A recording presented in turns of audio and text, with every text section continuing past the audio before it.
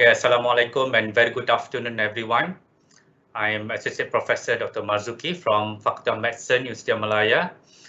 I would like to welcome everyone to the webinar on ventilation and COVID-19. This webinar is organized by University of Malaya. I would like to give some ground rule here. Please mute your microphone when you are not talking, you're not speaking. And there'll be a Q&A session at the end of this webinar. So you can type your questions in the Q&A box at the right-hand side of your screen. The facilitator will read up your questions later. All right, in the time of COVID-19 pandemic, many healthcare workers has been asking about how to ensure our working environment is safe. And the ventilation in the ventilation in the hospital able to protect us from SARS coronavirus 2, a virus that has been found to be able to spread through aerosol and also being an airborne. How can we improve the air quality in the hospital? So today we have brought together a group of experts from Faculty of Engineering, Faculty of Built Environment and Faculty of Medicine, University of Malaya to bring light to these issues. Now I'd like to introduce each of our speakers. Our first speaker, Dr. Muhammad Riedel from Department of Mechanical Engineering, Faculty of Engineering. He'll be talking about COVID-19 risks due to poor ventilation. And then we have our second speaker, Associate Professor Dr. Nurhayati Mahyudin from Department of Building Surveying, Faculty of Built Environment. Prof. Nurhayati will be talking on well-being and indoor physical environment during the COVID-19 pandemic. And our third speaker, Prof. Yao Yat Huang from the Department of Mechanical Engineering, Faculty of Engineering, He'll be talking on Guide to COVID-19 Healthcare Building ASHRAE Epidemic Task Force. With us today, the webinar will be facilitated by Professor Dr. Victor Ho from Department of Social Medicine, Social and Preventive Medicine, Faculty of Medicine. Without further ado, I'd like to invite Prof. Victor to introduce our speakers. Prof. Victor. All right, good morning, everybody, and welcome back to the COVID-19 ventilation and COVID-19. So basically, we have the first speaker, who is Dr. Riedel, who is a senior lecturer in the Department of Mechanical Engineering and is jointly a member of Center for Advanced Manufacturing Material Processing at the University of Malaya. So he obtained his Doctor of Engineering from the university in Japan in 2015 and specializing in magnetic abrasion finishing for finishing tube internal surfaces. Thank you, Prof. Victor and Dr. Mazuki. Okay, virus infections through air and by an infected person could be from coughing, sneezing, speaking, or simply breathing. A proper understanding of the airflow in the environment could allow us to prevent infections by the practicing of social distancing, use of facial mask, and applying proper air ventilations. Okay, today I will present several case studies on infections linked to air ventilations, and then we will see several CFD or computational fluid dynamic analysis, the study of airflow in confined space. From this study, how a safety zone could be designed and created, and then we can maybe have an idea how we could apply the study to reduce the risk of infection for the current pandemic. Next, okay, I will show some experiments to measure bioaerosols emitted from human through coughing and sneezing.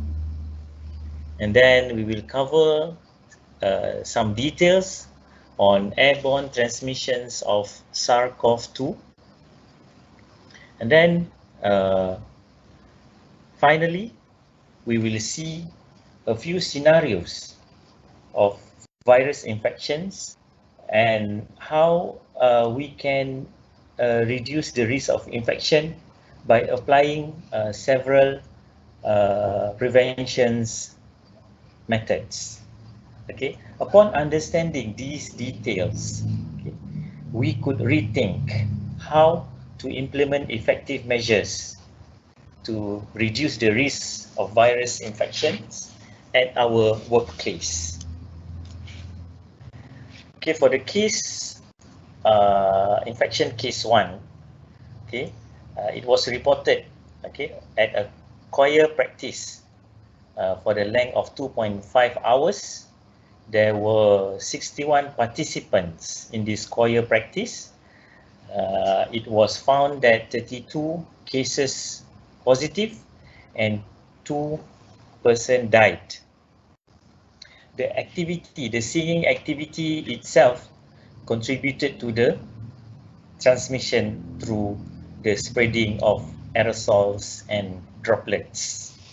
The data from the experiment, the research, the study has suggested there were several super emitters that cause broad transmission, which is the singing activities itself, and it was suggested within this person, there was some person that released extraordinarily more aerosols that contributed the super spreading events.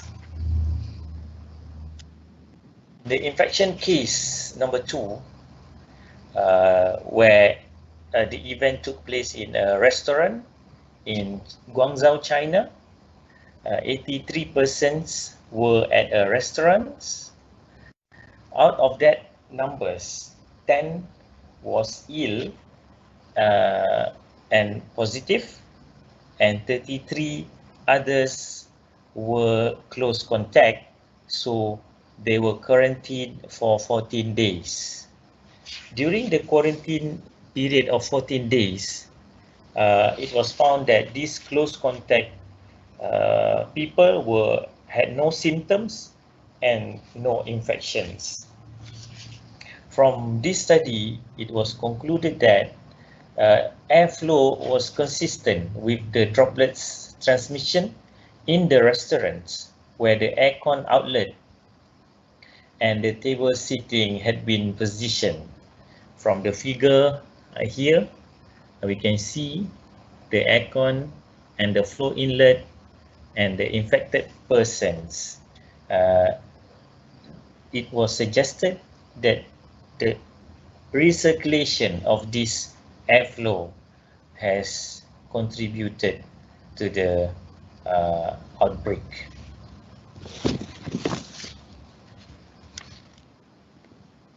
In the next case, infections case 3, okay, there was 4 key factors that had driven these spreadings. Number 1 is proximity. Number 2, prolonged contact. Number 3, numerous people. And number 4, enclosed space. In this case, a staff at a call center in South Korea worked together in a 13 workstation located around the middle here. Out of that group, 9 were tested positive.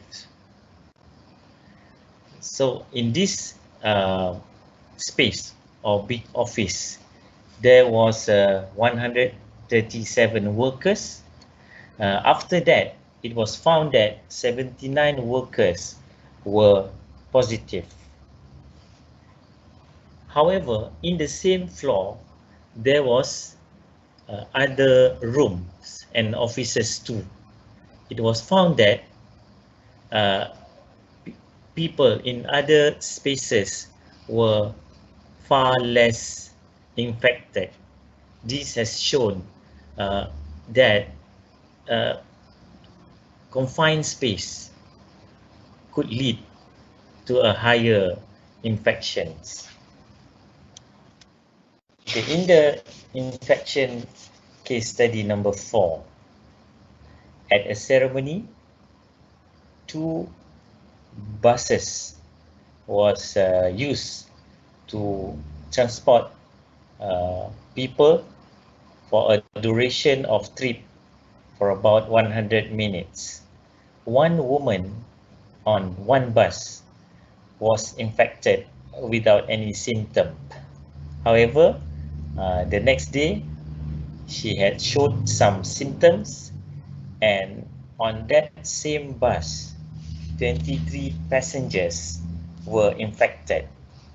Despite their interaction at the ceremony, no person with illness was found at the other bus.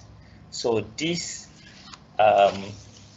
phenomena suggested that the infection was due to the aircon recirculation mode.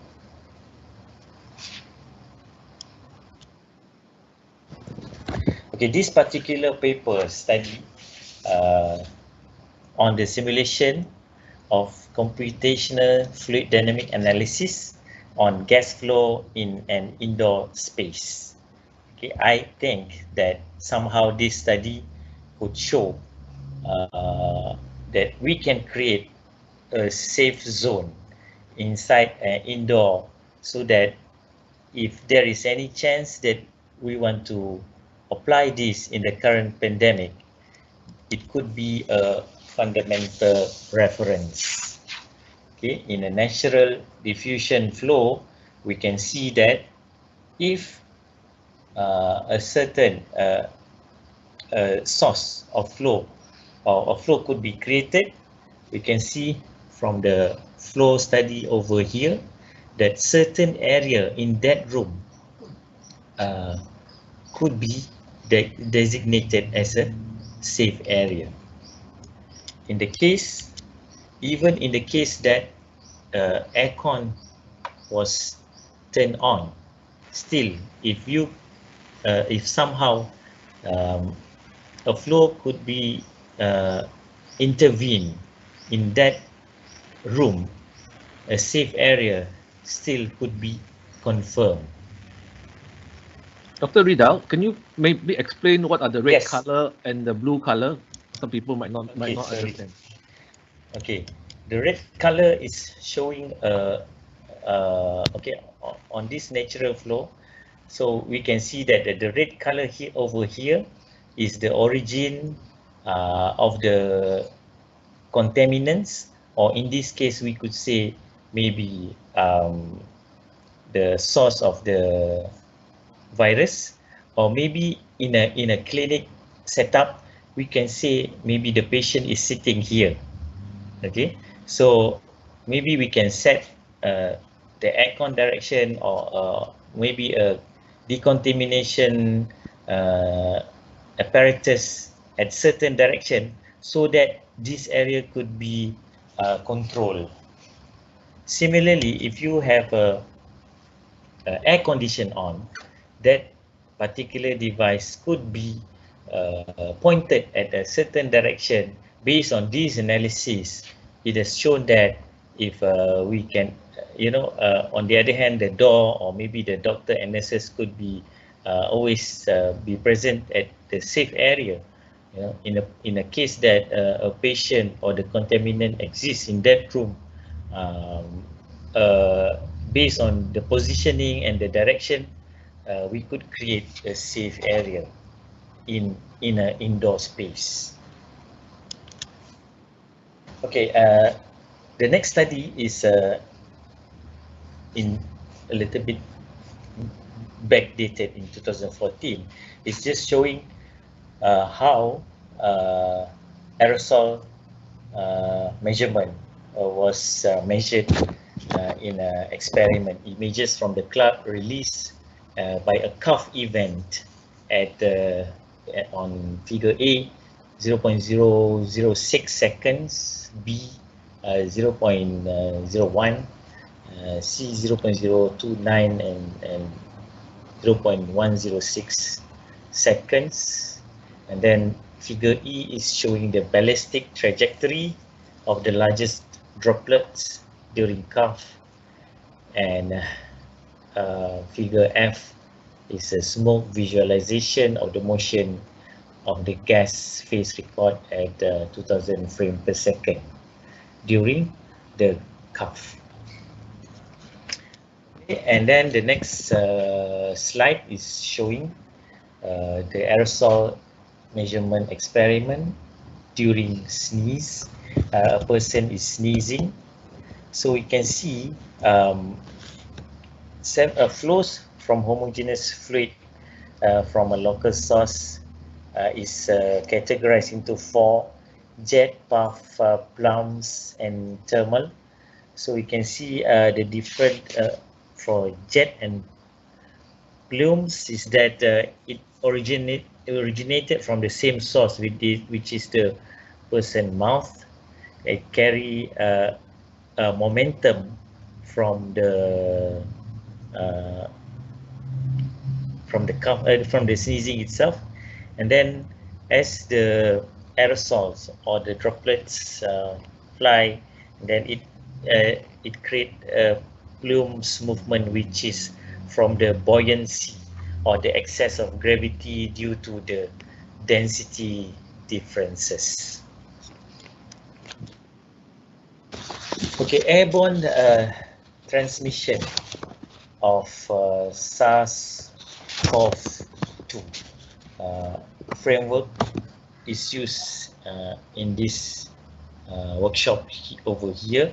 Factors such as aerosols, droplets, exposure time, infectious doses, and environment are the main factors. 4 categories of intervention pointed out. Number 1, the source control, where the origins could be reduced, if not completely eliminated, then we could prevent the disease from further spreadings. And number 2, the use of effective ventilation system. Okay, the flow, the control of airflow in and out of the building. This is very important. And number 2 is that this ventilation system consists filtration system that could filter the aerosols or the droplets by HEPA or ALPA filters. And then the third one is the maintaining of distance and the using of personal protective equipment. Okay, these interventions can offer protection by reducing a person's exposure. The final intervention would be the maintaining of hygiene. Research indicates that the highest viral loads or positive samples can be found on the floor.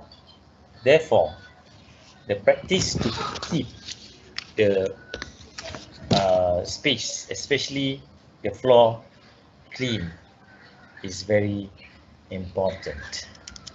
In the scenario here, I want to show you a simulation study in a bar. In the case that we implement the use of mask by every person, and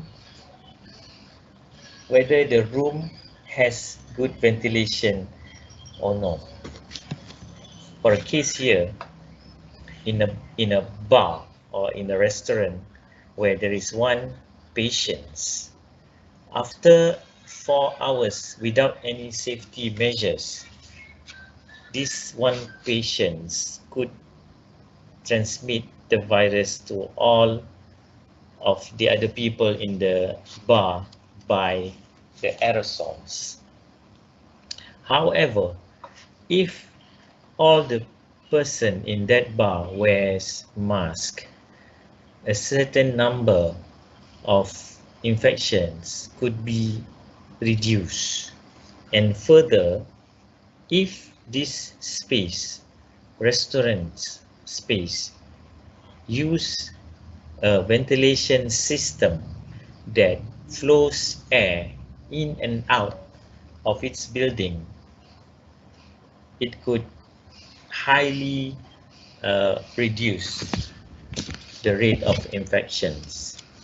In the scenario B, similarly, in a small room where social gathering in a living room takes place at a house, for example, if there is one patient sitting over here without any measures, he could infect all other person in that living room. However, if all people wears mask, still the infection rate quite high because of the confined space. However, if enough ventilation is provided in that room by opening the doors and windows, infections would be very minimal just to the person sitting in the close proximity to the patients. In the scenario C, similarly, in a classroom, for example, if the patients communicate in a classroom, in a huge classroom, is shown here, after just 2 hours, about half of the students in that classroom could be infected. However, if all students wear masks and all the windows are open and doors also open, infections could be greatly reduced.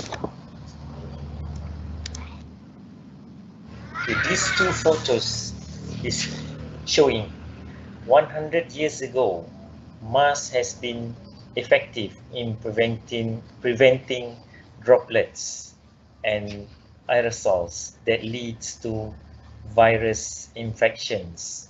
Now, 100 years after that, it is still relevant in disease prevention. The question remaining is what and how we should do to reduce or prevent transmission in confined spaces like this. With that, I end my presentation today. Thank you for listening. All right, thank you, Riedel. Thank you very much for presenting. So the next speaker we have is Professor Dr. Nohayati, who is basically from the Department of Built Environment, Department of Building Survey, Faculty of Built Environment. Dr. Nohayati is basically holds a degree from the University of Science Malaysia in Housing, Building and Planning, majoring architect, and obtained a Master of Science in Integrated Design, Construction Management, and from the University Technology Mara. And basically, thereafter that, she went on to pursue her PhD from the University of Reading in UK under the Indoor Environment and Energy Research Group. So currently, basically, what she's going to explain to us is well-being and the indoor physical environment during the COVID-19 pandemic. I think she's the best person to do it. All right, so thank you very much, Prof. Victor, Dr. Marzuki, and also Dr. Riedel for the first presentation just now. So I think it's a good thing that I'm being placed as the second presenter in between the two engineers, so that obviously not gonna talk too much on the technical aspects, but more or less I will be talking slightly on the natural ventilation towards the last two of my final slide, end of the slides. But more of the slides are basically talking about the indoor physical environment and the well-being of the healthcare workers, which I think at this point of time, it's a high time for the healthcare providers, the management, or the bosses to actually look into this and not only looking into the patients, but also to look into the healthcare workers, because they are as important as the patients, because patients do bring in money, but the healthcare workers actually needs to do all the job to make sure that it's productive and efficient. So moving on, I'm just gonna explain about the topic for discussion. So I'll just talk briefly on the hospital and the importance of healthcare workers, and then we'll go on to the issues faced during the pandemic crisis. Then I'll talk a bit on the healthcare workers' productivity, and the final bit, which I think is very important for all the healthcare providers to be aware of this situation, so that the well-being of the healthcare workers are being taken care of. So as we all know, hospital is a complex building. It is not like a shopping complex. It's not like an offices. It's not even like an education institution. Because in hospitals, you have almost everything in there. You have services, you have restaurants, cafe, you have surgery rooms, operation rooms, all sorts of difficult and complex facilities and spaces. And I think the most, when I did my architecture studies, I think the most serious work or the most difficult task for us to start designing is to actually design on hospitals, because you have to really look into the teeny weeny bits of hospital facilities that you need to actually offer. So hospital represent a uniquely complex environment because it accommodates multiple functions and differs from other commercials or residential buildings. Therefore, the indoor occupants are at a higher risk of health, and of course, because you have patients in there, so it has a higher risk of health symptoms and can actually transmit to the healthcare workers as well. And the relationship between the physical environment well-being and the comfort of occupants may vary between hospital departments. Because hospitals not only provides wards and also a room base for patients, but it has multiple departments where you have intensive unit, you have general wards. It's like a totally different thing to actually look into with different needs and different kind of patients.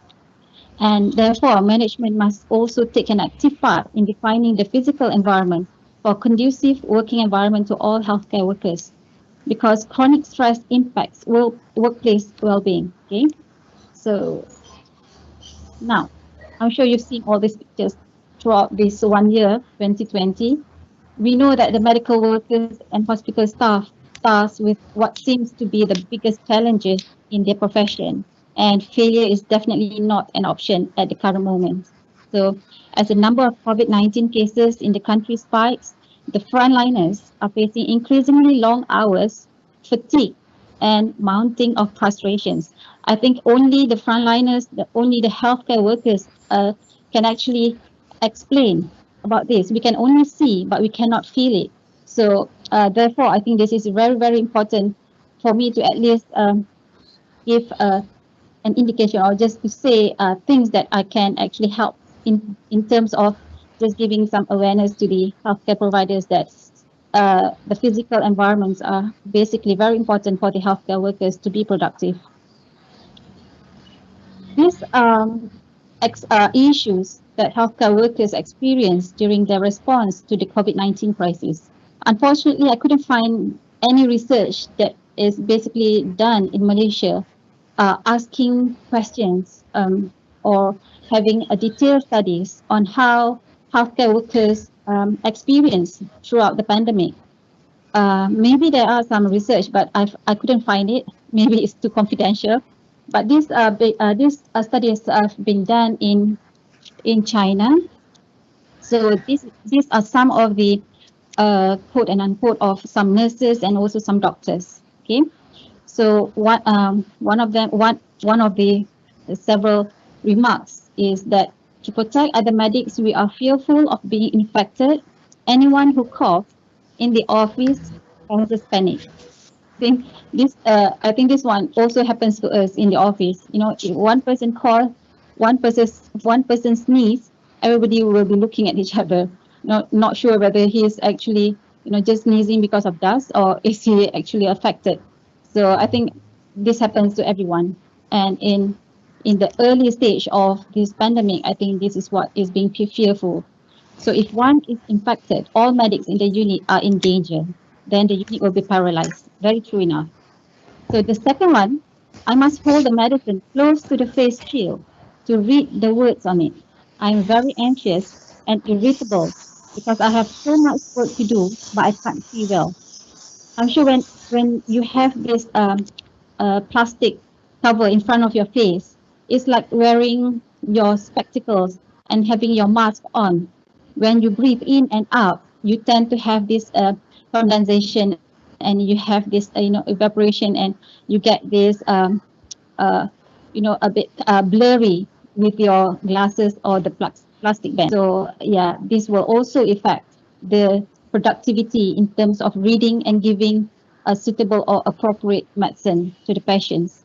Then moving on, to extend the use of protective suits, we do not eat or drink during the 6-hour shift to avoid using the food. So every hospital does not have enough supplies, and we are trying our very best to save them. Another person said, because we were weighed down by the PPE, our movement was clumsy and the protective goggles become blurred quickly, which made the work much more difficult. And another person said, wearing the whole set of PPEs is very uncomfortable. I can imagine. I have difficulty breathing and feeling very hot, and my heart rate speeds up. We keep on sweating and the clothes are all soaked. So looking and reading all these things, even though we're not in the situation, we're not in the PPE, we can actually see the difficulties that the healthcare workers actually faced. Just a few more. Okay.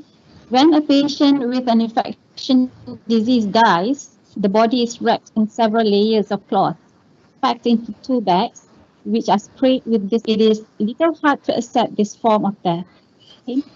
Especially when it is your relative. It is patients that you see every day that die. It may not be related to you, but it gives you a bit of sudden on the way on how it ended the life. So we have many patients but limited protective suits, and we cannot tolerate wearing protective suits for long hours. So I can only focus on important problems, and I'm less concerned with other issues. So I feel sorry about that. So all these experiences has actually create a fluctuation in terms of their moods, looking into their patients' conditions daily, and it actually goes from February till now. So when the healthcare people, medical people, nurses, doctors, consultants, they're happy and feel great when the patient's condition improves. However, when they tried their very best, but patient's condition showed no improvement or deteriorated, they felt depressed and had a deep sense of powerlessness.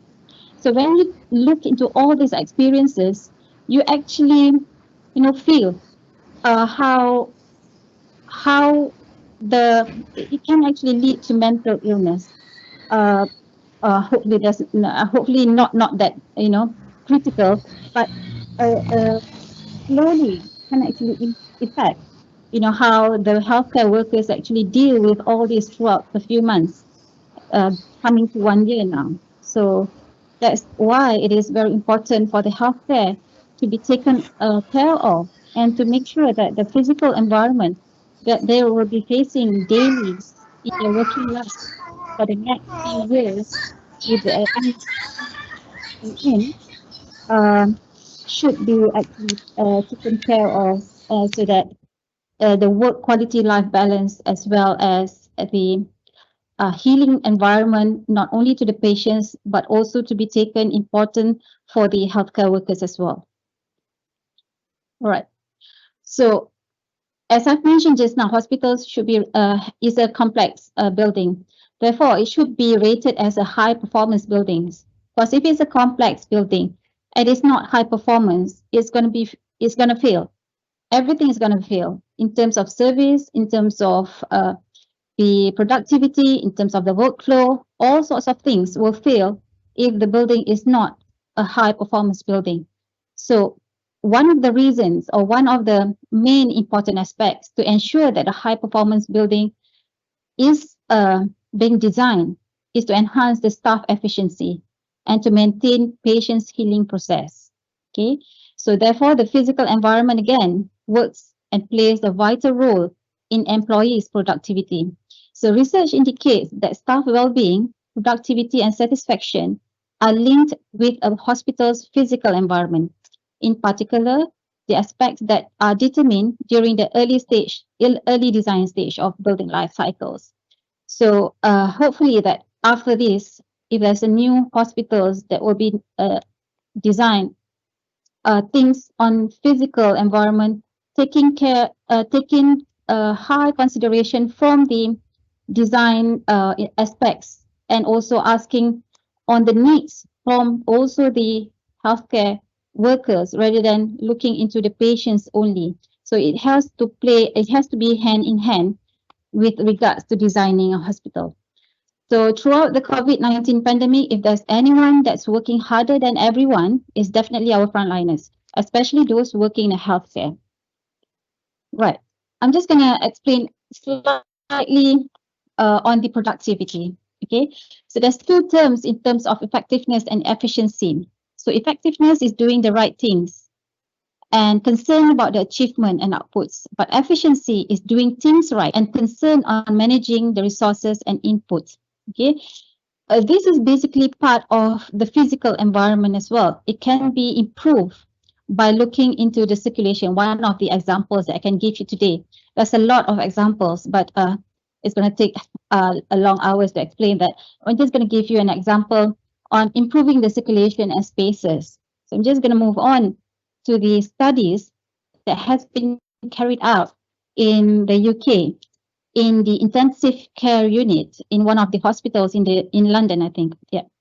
So studies were done to look into the space syntax, walking distance and walking paths of the doctors, of the consultants, nurses in charge, and also the runners, to see for every daily routine, each day, how many kilometers are they actually walking around and about the units that they're attached to. Okay, so if you look to this hospital, it's quite small, and it's an intensive unit with 35 beds only, and you have nurses to patient at a ratio of 1:1. That's in UK. Not sure how it works in Malaysia. I'm sure in government hospitals it may not be like this. I'm not sure. I hope it can be like this. But if you can see the space, just gonna, okay. So if you can see, these are colors of lines, which the roads of the individual, for the green one is the consultants. Okay, the purple is the nurses. So you will see that it actually scribbles around and around here. Okay, so all these things they measure by just having a chip on that is attached to the badge on each nurses, each consultants that are actually on duty on that day. So it comes out to be that the doctors have actually walked 2.24 kilometers in a day, not that long route. Okay, consultants 4.37, nurses 4.21, and if you can see the runner, I'm not sure the runner. I think the runner is also the nurses, but it's more of the junior nurse that actually do the taking notes and taking all sorts of things, I guess. So it's actually 12.8 kilometers. So these are walking path and also walking distance that is being taken daily. And if you see the routine, you will see that with the consultants, more on the conversation and the patient care and the computer work. So these are things that I think it would be good if we can actually have this kind of research being done in our hospitals as well, to see if our nurses, our doctors, our consultants are actually walking this far in a day. Because if you can actually have a design, we can actually reduce the routes, but with effective way of working, it will reduce the time of them walking the whole day. So that's with the walking distance. Also, there's a space syntax analysis on the spatial analysis of the wards layout. This is basically looking into the observation of how the routes and the rooms are basically designed so that it can be actually observed and being monitored without actually walking too much on certain areas. This is basically the integration of spatial and to see the depth in visibility. And if you look here, A is where perhaps a nurse is there. So observing whichever that can actually be seen without walking. Okay, so these are things which is related to productive and effective and efficient way of improving the workflow and the work pathway. All right, moving on to the physical environment factors. There's a few. There's quite a lot actually, but it's it's not that difficult to implement or to apply, but it can be quite costly if it's a renovation work. But if it's being designed earlier on, before the building is constructed, looking into all these sorts of things with healthcare and not only with patients, I think the well-being of the healthcare will be actually taken care of. So the first one is artwork and healing process, and also the light and views, auditory environment, musical sound and therapy, landscape. So I'm just going to explain very, very briefly on each of these aspects. Okay, so artwork. So nothing is more sickening than watching a blank wall and wait for something. So if you always, look through a blank wall, white blank wall, so you can't see anything, it's like something is not right and you feel bored. So human well-being is achieved through a series of open visual interactions. Benefit of art in the healing environment leading to reduced hospital stays by 1 day. This is a research that has been carried out to patients. Reduction in the amount of painkillers taken by patients when art was in the environment. So these are all some of the research that has been carried out that gives impact to the patients when you have artwork as a healing process. So it can also be, also sense of wayfinding, looking about the artwork of signages with the color. And if you see here, this is a signage of river. And this is the color of the wall showing that you're at the right path. And the next one is light and views, indoor and outdoor. So especially to nurses who are actually working long hours, not only with the patients, but not only this can be applied to patients, but it's also important for the nurses. Working throughout the day, if you can't see the views outside, you can't see the sun, you can't see the daylight, you will only use the artificial lighting. Throughout the week, it's something that needs to be considered, because you need to see the daylight, you need to see the views outside for you to at least come and also have a different environment during your working hours. So nothing can challenge the healing potential of natural lights within a given space. So 78% believe that daylight has many direct health benefits, including faster recovery and a reduced length of stay for patients. Ultraviolet light enhances healing by decreasing fatigue, increasing the release of endorphins, and promote emotional well-being. And high intensity of artificial lights appeared to decrease errors in medication preparation and work strain. So of course you need both natural lighting, daylighting, and also artificial lightings. And now we have a very new technologies with LED lightings, with colored lightings, which I think if you're in this situation, is really going to be very soothing. Coming to the office, looking at different colors, although you have lots of works, it can actually balance a bit. So at least reduce your stress or something. Would be nice to have this. Okay, so there's another one which is auditory environment. Interruptions on and ongoing noise can have real implications on work productivity and sleep quality of patients. Not only for patients, I think if you're working long hours with all sorts of noise, you get annoyed. Main sources of high noise levels are medical devices, building materials and curtains, and also conversations. Okay, so healthcare workers perceive high noise levels related to feeling sick at the end of the day. Okay, so I'm just going to show you an example.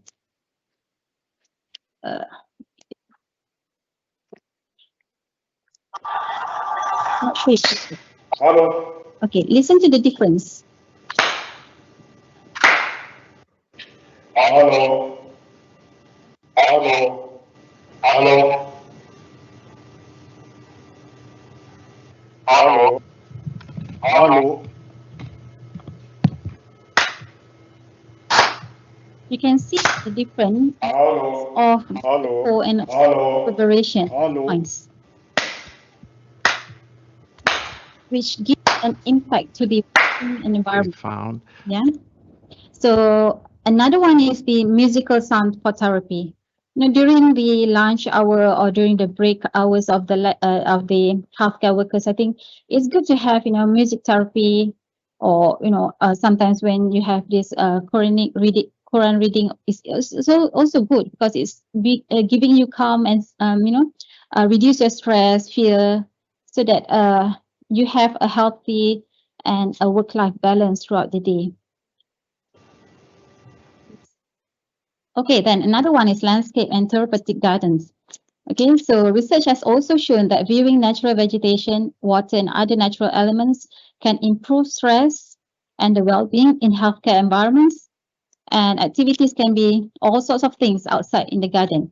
So I'm going to show you one of the slides which one of my colleagues in the Faculty of Built Environment has actually done about the therapeutic gardens in Malaysia. So just a few minutes of slides so that you can see what has been done and something which is a good activities to be carried out during the breaks to release stress.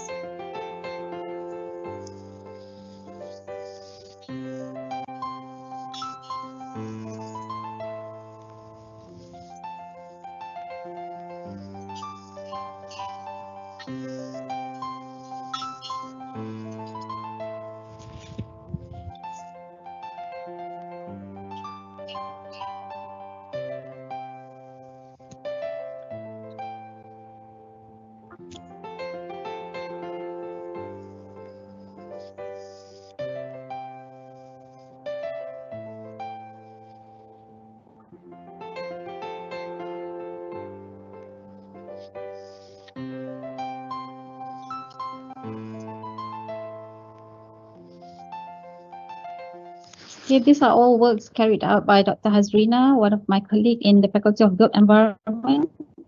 Okay, moving on, there's also architectural design impact, which I think related to the explanation on the spatial syntax just now on the work path and also the walking distances. That is also part of the architectural design impact on how the design that is being carried out earlier on can actually impact and give effect to the efficiency of the working productivity. So apart from that, design ward layouts and nurses stations to reduce staff walking and fatigue, and then using materials that limit allergies or potential of toxins for hospital space construction. We have the indoor air quality management during the construction, all things that needs to look into so that we don't bring in bad air quality during the construction and then will further, deteriorate all sorts of quality in terms of the environment later on when it's already being vacant. So reduce contamination rate of interior features. With having COVID, throughout the years, I think it's best for the hospitals to actually have sink or or tap, wash taps rather than having sanitizer most of it at most places. I think to have a tap at certain distance would also gives a good impact to the healthcare workers. You don't have to have a tap that can actually be function using your hands, but you can just tap. There's a lot of innovative taps. You can use your tap. So you don't have to use your hands so that it does not contaminate the tap to open up the water. And then create environments that stimulate the mind in order to create pleasure, creative, and satisfaction and enjoyment. Throughout the day, the healthcare workers, the doctors, nurses have actually worked really, really hard, working and trying to save a patient's life, trying to do the best of whatever that they have to do. I think the break session that they have, like just half an hour to 1 hour, is the best time for them to have this kind of environment to look away from the patient's problem, look away from other aspects, in just to rest and relax for a bit. And most of the restrooms that we have in hospitals are basically in the center, which you don't have, or at the side, which sometimes does not have windows for them to look out. It's in the middle of the building or is in between rooms. So what you can actually do is basically you don't have to have windows, but you can actually introduce nature. You can introduce things which represent nature around the room, and you can create activities or whatever that you can to actually give a different environment settings while not taking care of the patients, so that we have color and its impact to the environment. Obviously, with different colors gives you different psychological effects, and also cleanliness and ease of maintenance. Okay, is very important, especially during the COVID pandemic season, and especially to departments or wards that have contagious patients. Then access to social support as well. Having said that, healthcare workers being tired, they can be mentally stressed. You need to have the access to social support as well. So the final one, which is going to be on the thermal comfort and personal control. So when we talk about thermal comfort, it talks about the ventilation as well. So I'm not going to talk on the mechanical ventilation because I think Prof. Yao will be explaining on the mechanical ventilation. So I'm just going to talk very briefly on the natural ventilation. Okay, so there's a lot of things when you talk about thermal comfort. Sometimes there's wards that needs really, really cold air, cold temperature, operation theater. And some works are just, having natural ventilation, which some, knowing that Malaysia has quite a high temperature outside.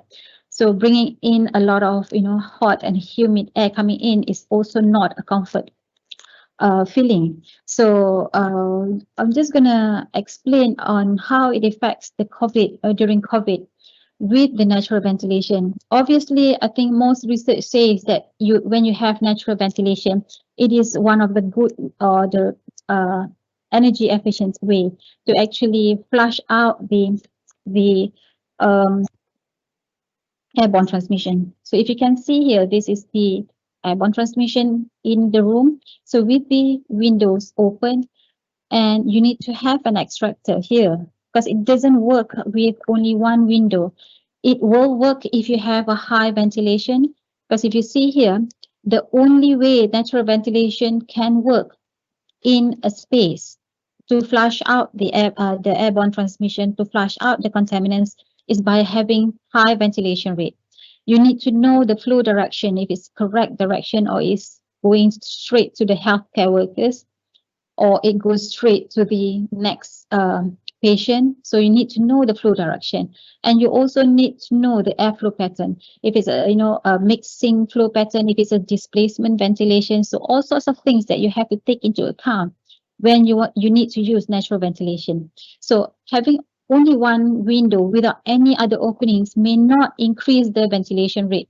So if you see here, airborne transmission of COVID-19 outbreak in the indoor environment is likely when the ventilation rate is less than 3 liters per second per person. So you need to have higher or double the rate, or in a minimum guideline says 12 air change rate per hour.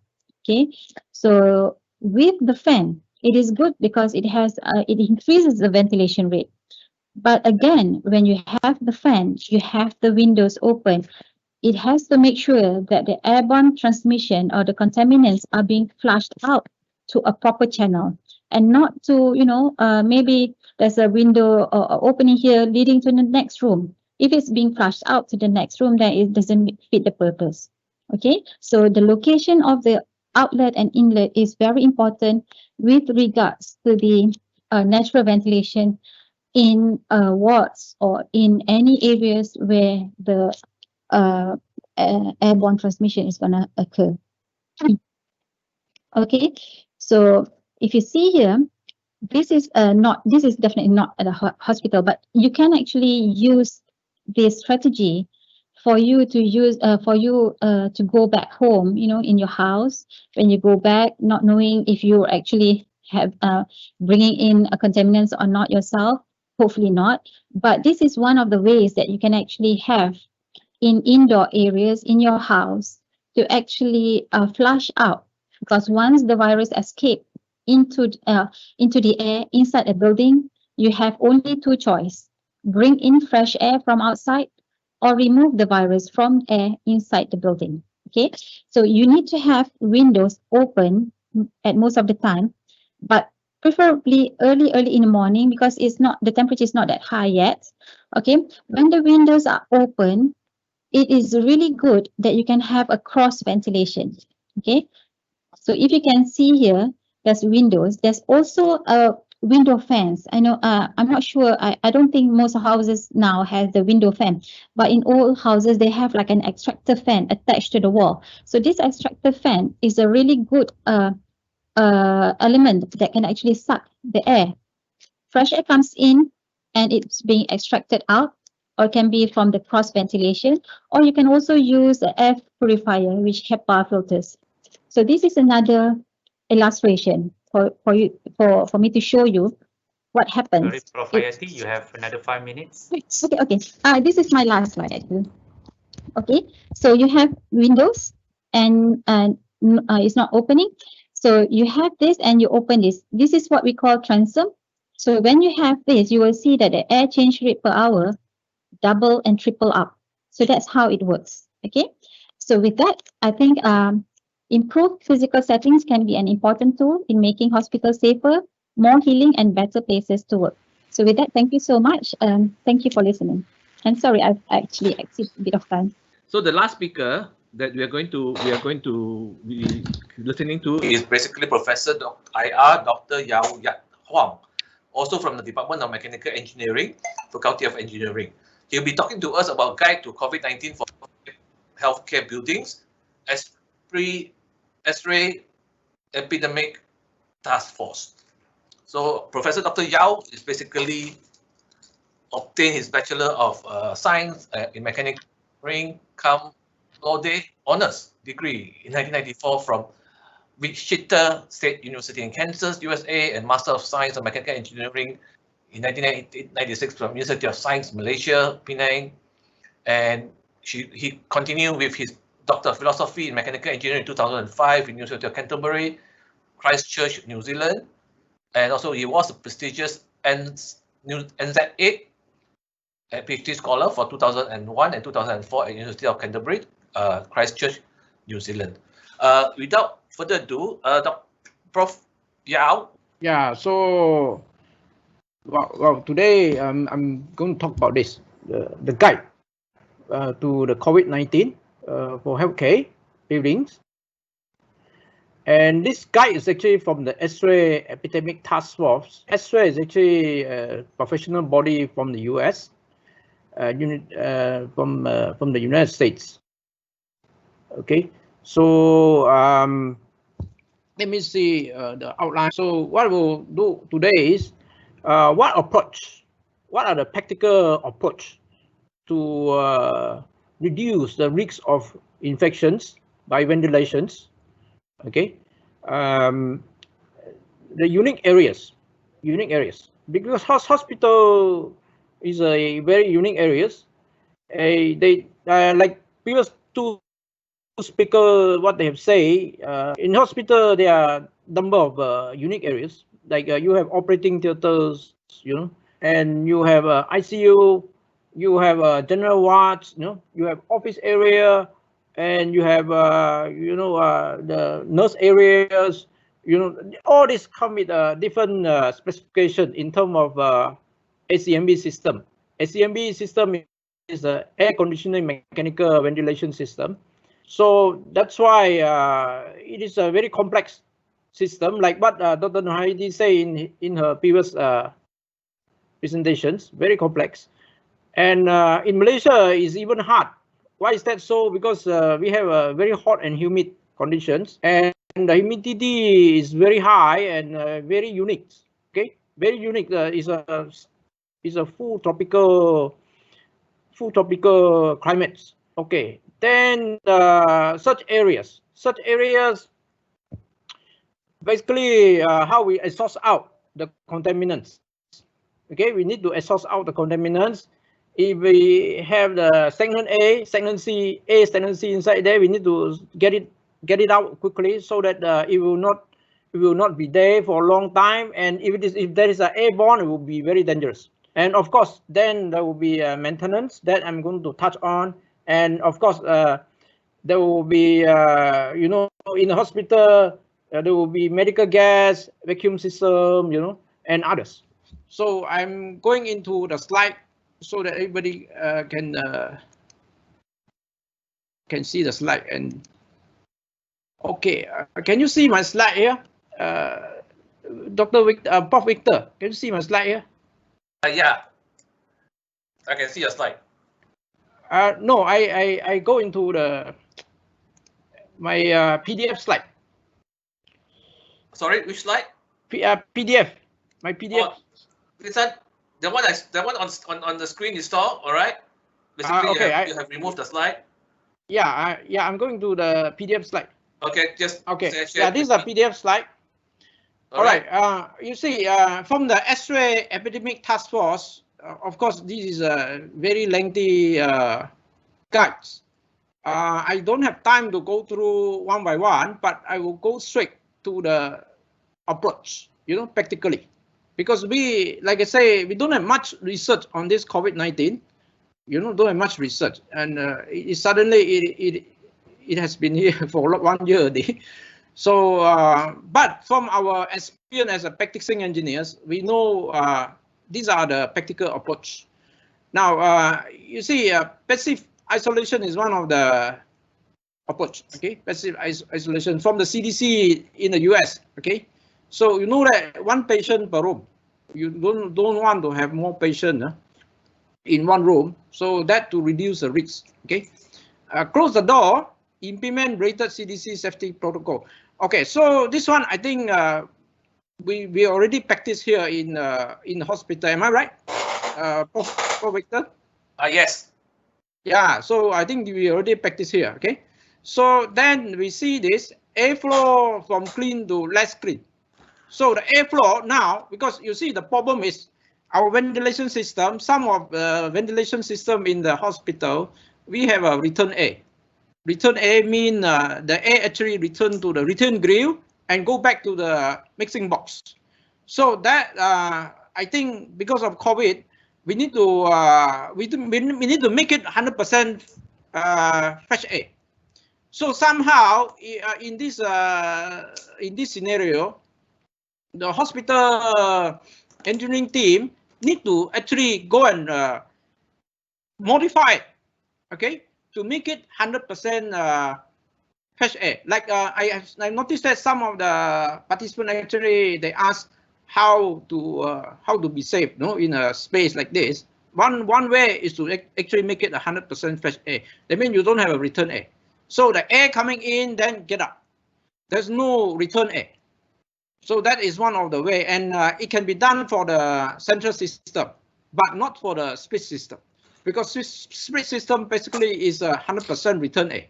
So that is dangerous to have a split system in the hospital, you see. I mean, this particular time with COVID-19, I think is pretty dangerous with a split system in the hospital, because you have 100%, return A. And most of the split system just 100% return A, so then they don't have a dedicated fetch A. So that's why there's a high risk there. Okay, so the air change rate, I will recommend at this time, usually in a normal watt is 15 ACH, 15 air change power. Okay, in the operating theater 25 air change power, I will recommend in the OT you go up to 40%. 40 air change power. So that is very but in the OT anyway is it's 100% fetch A anyway, which is negative pressure. So you should go up to 40 SCH. That means the maintenance teams or the engineering team from the hospital have to increase. Okay, increase air change rate, air change power, ACH.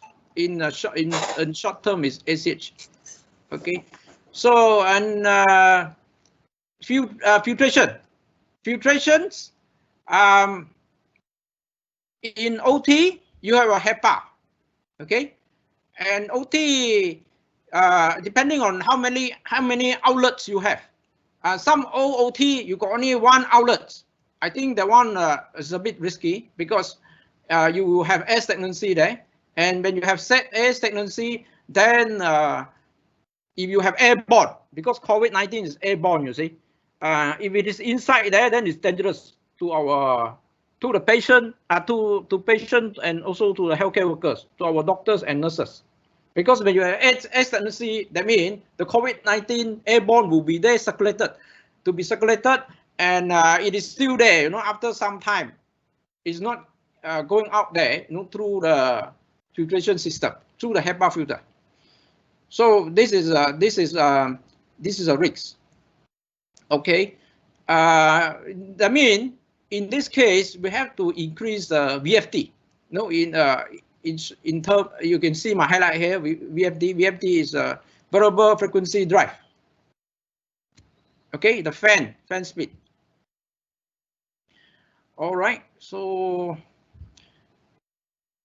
I believe in hospital usually you have this level of filter efficiency, MER MER 14 to MER 16, slightly lower than HEPA filter, but most of the time you have this, okay, which is the filter efficiency is 14 to 16. Now, there's also another thing in the hospitals. We have to make sure that the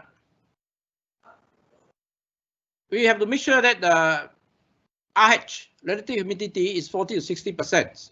And in Malaysia, is another challenge to us. Why? Because our humidity is very high. And if we have exceeded 70% or 70%, you have problem. Because not just COVID-19, we also have fungus, So you have fungus grow in the hospital, and at the same time you have COVID-19. So that is a challenge, There's a challenge in our hot and humid conditions, and we have to maintain this at 40 to 60% using a bigger coil. The coil to size it bigger so that we can get rid of the moisture. We have to get rid of the moisture. Okay, now we go back to the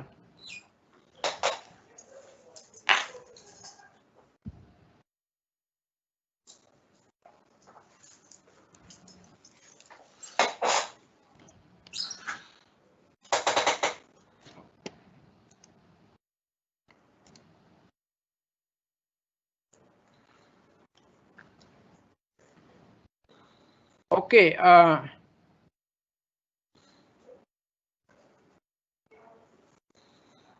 Okay, so this is another. Can you see my slide, Prof. Victor?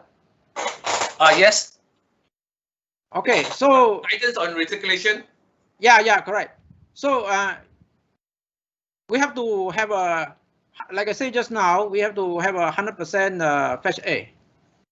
You know, used to be doesn't mean that every area in the hospital we need to have 100% fresh air, but because of COVID-19, I think at this time temporarily, you know, we have to switch to 100% fresh air. There's no choice to reduce the risks.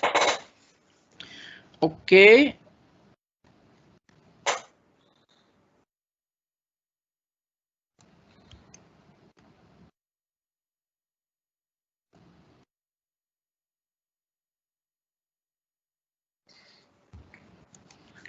Okay, so this is the typical HEPA filters, high efficiency performance filter, HEPA filters. And usually this one you only find in the OT, operating theaters, okay, operating theaters. And I think because of COVID-19, probably most of the area you have to have this one, HEPA filter.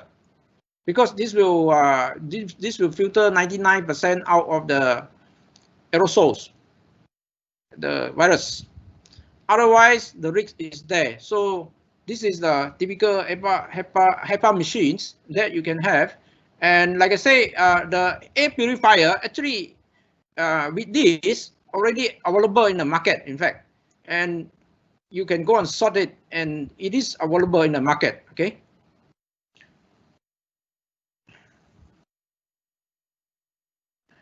This is how the HEPA filter perform. Okay, I will skip this. Of course, the CDC also advised the use of PPE. You know, the use of PPE. So I think this one we already practiced. You know, with N95. You know, mask. Okay, so the maintenance for hospital, I think is crucial. It's very crucial, and we have to keep on changing the filter. You know, every 3 months. Make sure that we change it. Okay, so now go back to the.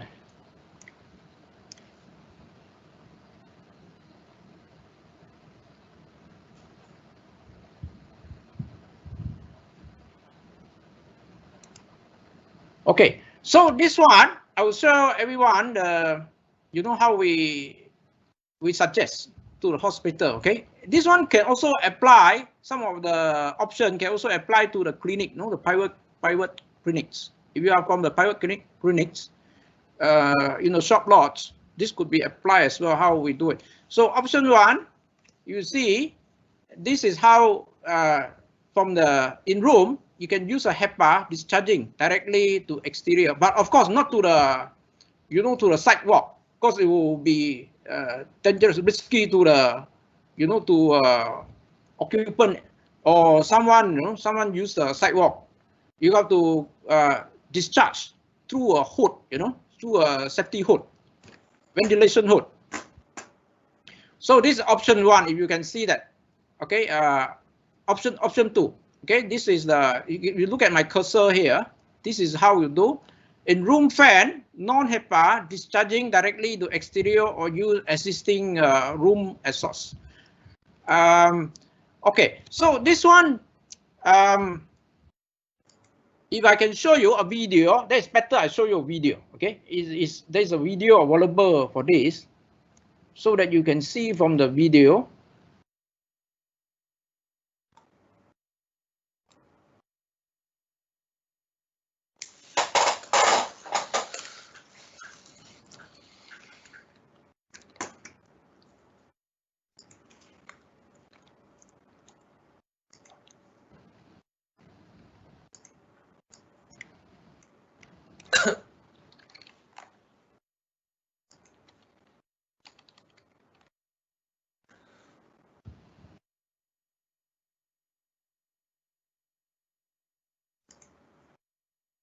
Couldn't find the video, that's okay.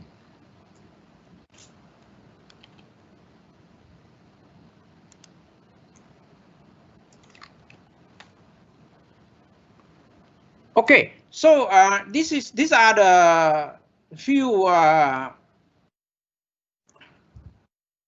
technical, we call it mechanical units in the ACMV system. You can see that this one is fan coil units, the heat pump units, the package terminal air conditioners, and expansion coil DX and mini split DX units. So in the hospital, I can see that many of them are actually, if you look at my cursor here, this is a ceiling cassette units. Many of the system actually they just use ceiling cassette units with a VRF system, okay, variable refrigerant flow. So that could have a risk because VRF, it doesn't come with a dedicated fresh air system. So there's no fresh air coming. That means the air is 100% recirculated, return air. So it's a risk during this time. During a normal time, no COVID-19 is not a risk because there will be infiltration and exfiltration. There's no issue. But during COVID-19 is a risk. Okay, so that's why you see this. If you see this one, that means in your, let's say in your space, you come with a cassette unit like this, and you don't have a dedicated fresh air system, then or something to exhaust out, then it will be a risk. Correct, Prof. Victor? But no, basically yes, it's correct. But some of the cassette system includes exhaust vented. Basically, if you look at some wards, they have cassette system. But yeah. We don't have cassette system in hospital, but in clinic, some of them do have cassette system. But those cassette system, they include exhaust connection to the outside. That will be better. Otherwise, if it's just a cassette there, just doing cooling, and no exhaust, no exhaust fan to exhaust it out, that is dangerous. Yes. Because the airborne will be there, right? And will not be exhaust out. Correct. Yeah. So this is a split system. Look at my cursor here. This one is a split system, and I noticed that also very commonly used in the hospital and also in the clinic. Clinic.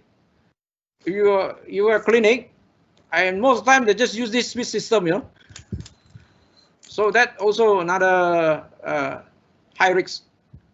Okay. Now, okay, let's go back to the.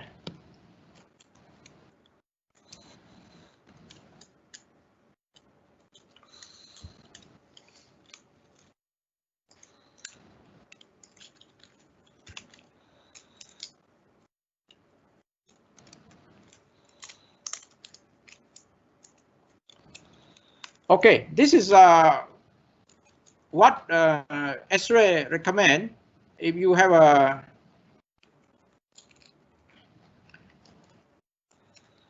patient is recommended to have a single patient room, versus multiple occupancy for safety reason. Okay.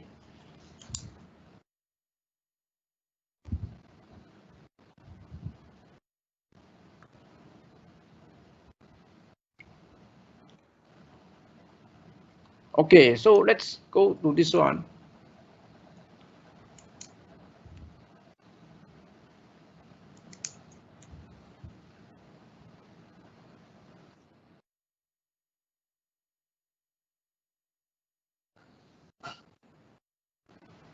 I will go quickly because this video is a bit lengthy. I just want to show you how they do it. Okay. Now, yeah, this is.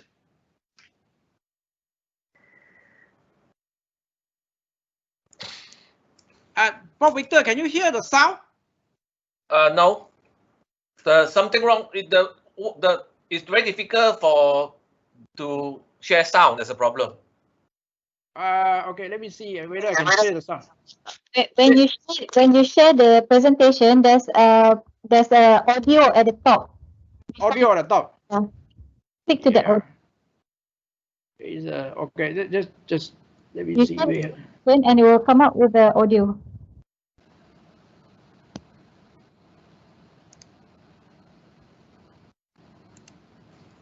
Okay, I got it.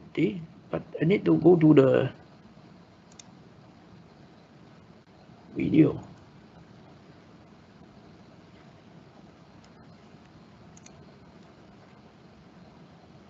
Scientific protocol that went behind Can you hear the sound? performance of this Yes. solution. Yeah. Okay. First, we started out using a qualitative smoke, and through that we can watch the smoke and see what the airflow patterns are within the hood and whether the smoke stays contained within the hood itself. What you can see here, as the smoke starts to come out, is it's a nice gentle airflow back into the hood. We release these microscopic beads into the air using a medical nebulizer. We then activate the nebulizers, and you'll see the fog that's coming out of the nebulizer. But what you'll also notice is that the fog dissipates very quickly within just a couple of inches.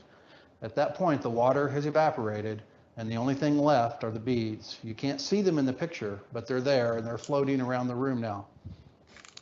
What we can do to see those beads, though, is to use what we call an aerosol spectrometer, and we can tune that spectrometer in to focus only at the size of those beads. And by doing so, we can do measurements of how many of the beads escape into various sampling positions in the room. So the real science was when we took the study to the field, and we went to 4 different Midwestern hospitals and tested the ventilated headboard. And when we did that, you can see a graph here that shows the setup.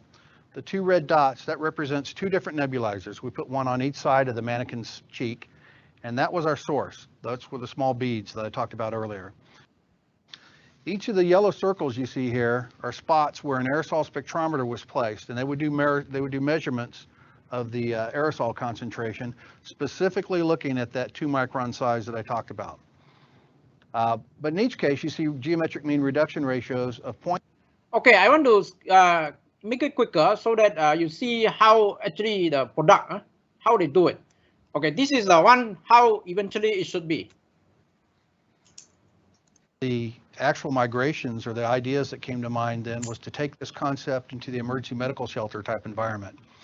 And with just a few modifications, we were able to adapt the hoods for that kind of environment. We have a ducted system here, so now all of the exhaust is going into the headboard, but then it goes into a single duct system to a single HEPA fan for final cleaning. The fan system, in addition to the fact that it's capturing the source here at its generation point, it's also cleaning the room air as a whole. So we have local source control, but we continue to have the benefit of the room dilution filtration. One of the things we can also do to augment the canopy hoods is you can add a second layer of containment. So if we were to take a pop-up tent, like a picnic tent, and add a sidewall kit to it, we would then have the tent inside the tent would be under negative pressure, and it adds a second layer of containment for this zone. So there are several components that make up the ventilated headboard. The canopy is an important component for a couple of reasons. One, it's what allows us to use such a low velocity of airflow to control the contaminants, and that way we're not bothering our patient. It also protects that low velocity airflow from being disrupted from air currents from an HVAC system or people or equipment that might be moving by and causing air drafts. It's fairly easy to replace the canopy were it to get soiled or torn. It has retainer clips here along the perimeter and in the back and along the sides.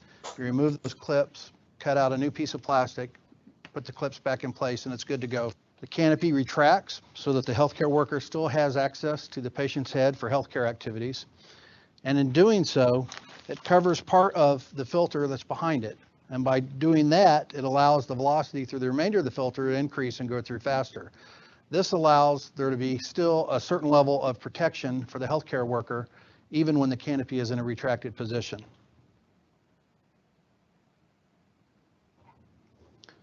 The pre-filters that you see here, these are standard sizes, just like you'd find at almost any home improvement store.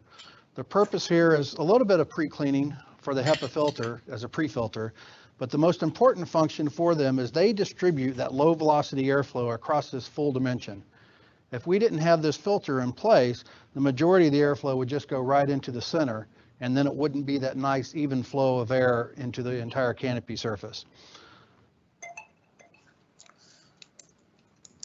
It has a lightweight extruded aluminum frame plus lightweight panels to create the filter box for the ventilated headboard. The height of the frame is easily adjusted using a simple T-handle wrench, and we can adjust the various bed heights or cot heights depending on what you're using. At the bottom and rear of the hood, you can see the tapered duct takeoff leaving from the ventilated headboard. At the end of the tapered takeoff is a quick connect fitting, which allows you to connect to either a single duct system or to a multi-duct system, such as we have set up in this room. Adequate patient isolation is critical to reduce exposure and transmission. Okay, so I think you have seen the video, and if you ask me how to reduce the risk, this is the best way to reduce the risk, what you have just seen in the video. Because the reason is all air will be circulated back to one channel to the box and go through the pre-filter, which is a low efficiency filter, and go straight to the HEPA filter, filter it, and assort it out to the environment. That's the best way to reduce the risks. So from there, we get we go back to the slide. Okay, I'll skip this PPE filter changing. This one, no, I don't go for that. Okay, ICU room. Okay, so ICU, I think if you demand for gases in ICU room, typically you will fit up with 3 outlets for total flow of about 1 SCM plus ventilator demand. So you have, I think COVID-19 patient will go into, some of them will go into the ICU because of the need of the ventilator, okay? And ventilator deliver gas to a patient based on their respiration rate and their lung capacity, okay? Ventilator can consume 100% MSA, 21% oxygen, and O2 oxygen all the way up to 0%. So 100% oxygen depending on the ability of lung to exchange gases in the bloods. So this one is for the oxygens, and medical surgical compress A typically fit out with 1 outlet for total flow of 1 cubic feet minutes plus ventilator demand. And also this one MSA demand add up to range 2 to 3 SCM. Ventilator multiple patients served by common is not recommended by medical. Okay, so this one I think we already practiced here, so I will skip this.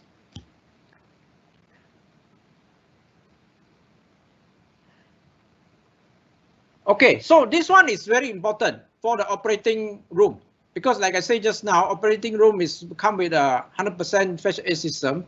It is not the use of OT, OR or OT as COVID-19 patient room, I think is not recommended.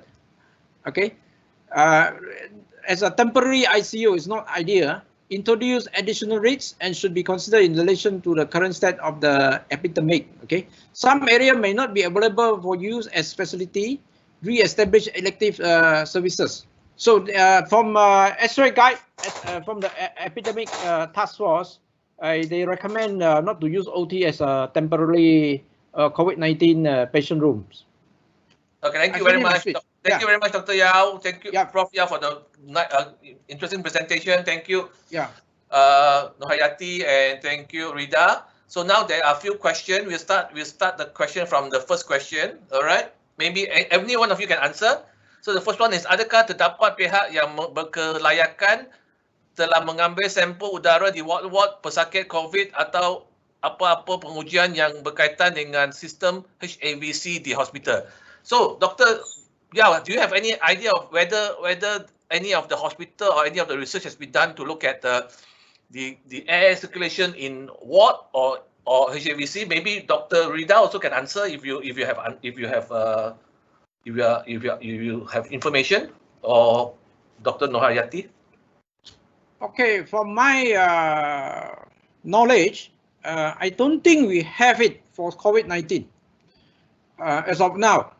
We don't have this research or data on that. But in the past, probably we will have some research on this. In the OT, yes, I mean in Malaysia we have done something on that. We know how the OT airflow performs, and we also know how the ventilation perform in hospital ward. That's what we know. Okay, we have some data on that. But with COVID-19, because like I said just now, we no longer, because some of our hospital ward come with the air circulation, no, come with the return air system. So with COVID-19, I don't think we can have a return air system there. We basically have to shut off the return air. No return grill. We'll have to exhaust it out. For example, in a mixed shift hospital, mixed shift hospital, we just put the bed there and the patient will be there, the bed.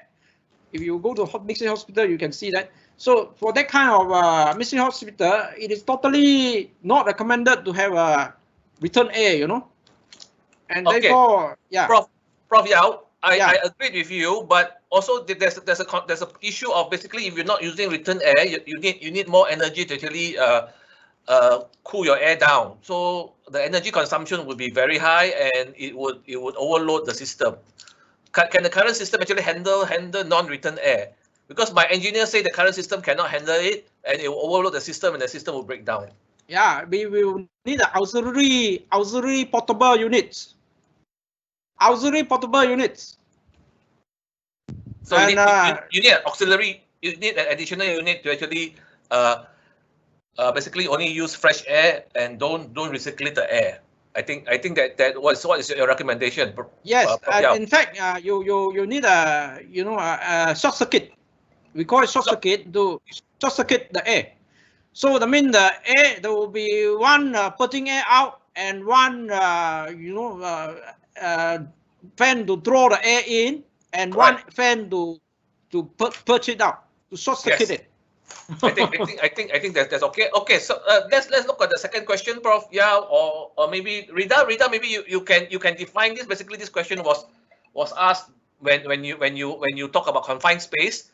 So what do you mean by confined space, and what do you mean by confined space? How can confined space increase infection, and how big is considered a confined space? Maybe Dr. Riedel, are you there?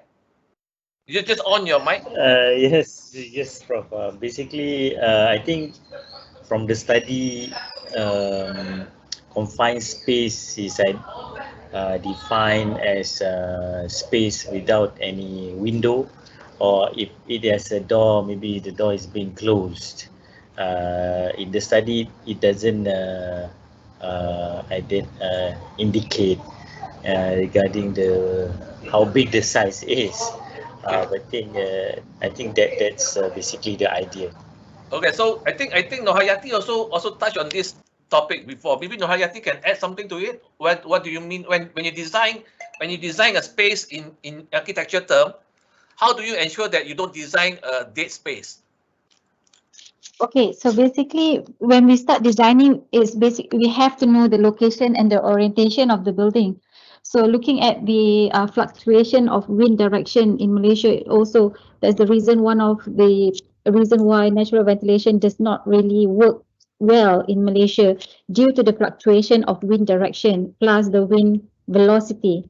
So basically in hospitals, like in urban settings, you have blocks, between blocks is very near, and urban settings that you cannot actually increase the airflow. So with the confined settings, I think even if you have windows, it is really difficult to actually increase the ventilation rate into it. So when you have a confined space, I think there must be some other mechanism. It could not be rooms that is for like isolation room or anything that relates with negative pressure, because it's difficult. So your idea of your advice is that basically you cannot just looking from within the room itself. You got to look from without the outside of the building also, correct? Yes. You have to look at the locality, the microclimate of the surrounding of the hospital. Okay. So currently a lot of our hospitals are basically designed, and then a lot of hospitals are basically what we call retrofitting. Basically, what we do is we add on space. Add on the buildings, yes. Yeah. So basically, when you add on space, because due to the with this immediate action that you need to have extra spaces. So yeah, you have to, no choice that you have to use any unused space to be utilized for this to put in patients. But I think with regards to this dead space or public space to be converted into isolation space, you really have to look into the pressure, the wind pressure, and also the concept of having natural ventilation. I can only speak on natural ventilation because I'm not an engineer. I think but basically I like you to focus on natural ventilation. I think we are all not thinking of that. Yeah, but when you have natural ventilation, you have to have means of extracting the air, and also to have a means of getting the air to cross-ventilate for that increased pressure. Because when you talk about natural ventilation, it talks about buoyancy, a different pressure between in and out, and also in terms of the thermal stratification, the fluctuations between the outdoor temperature and indoor temperature. Because as we all know that temperature, it reduces the density of air when it's hotter, so it goes up. So normally when you have a higher ceiling, or you have like a extractor on the ceiling or in a higher level of outlet, that will be a great solution for you to increase the air pressure from the outdoor natural ventilation, the fresh air into the area, and to be sucked out immediately before it's being spread, because some areas which is not designed for certain space can actually have stagnation in certain areas. I think the problem is basically people don't think of it when they demand for something. I think that is we got to ask them to think of it before they demand for anything. All right, can we have another question? Basically, I think this question, can we do environmental swab to confirm the presence of virus in the environment? I don't think the engineers can answer you this. Basically, can maybe engineers, whether you do environmental swab or not, to confirm the virus in the environment? Actually, you actually use air sampling to do that. Yes, all right. Air sampler. So yeah, you use a petri dish. Yes. Petri dish like a, petri dish is like a biological jail. Yes. And you do the air sampling. You taken the sample, and then you send it to the lab to count the bacteria grow. Bacteria. Yeah, I think yes, correct. That's what you do. To the fungus and bacteria counts as well. It's a similar process. Yeah. It's more of a microbiology kind of issue. Yeah. I think a microbiologist would be better to answer that question.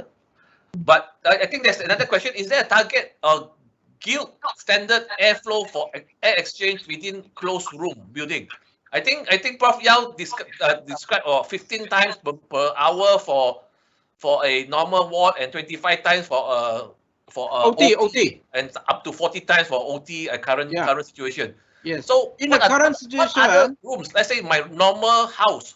What is the standard air exchange? 9 SCH. My house. 9. Yeah. My house. 9 SCH. 9. Wow. 9 SCH. So you talk about in meter per second. If it in your normal house, it's just less than 0.1 meter per second. Right. So if you are in the hospital, I think it's much higher, in terms of meter per second. Right. You go up to at least 0.5 meter per second. Okay.